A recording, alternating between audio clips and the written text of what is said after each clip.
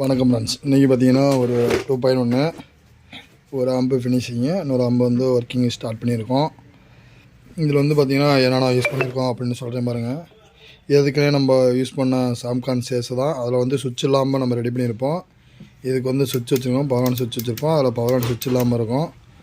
Left ரைட்டுக்கு ஒரு control, சப்புக்கு ஒரு control, base triple. இதில் வந்து பார்த்திங்கன்னா ஒரு சின்ன ஆல்ட்ரேஷன் வந்து சப்பு பிரி பேஸ் ட்ரிபிள் பிரி பார்த்திங்கன்னா எக்ஸ்ட்ரீமோட கிளாஸ்டிக்கு வரதை வந்து யூஸ் பண்ணியிருக்கோம். பர்ஃபெக்டாக இருக்குது பேஸு.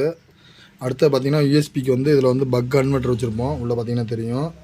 அந்த நான் ஏற்கனவே ரெடி பண்ணதில் வந்து யூஎஸ்பிக்கு வந்து ரெகுலேட்டர் யூஸ் பண்ணியிருப்போம். இதுக்கு வந்து பக் கன்வெர்ட்டர் யூஸ் பண்ணியிருப்போம். மற்றபடி பார்த்திங்கன்னா கன்வெர்ட்டர் சேம் கன்வெர்ட்டர் தான்.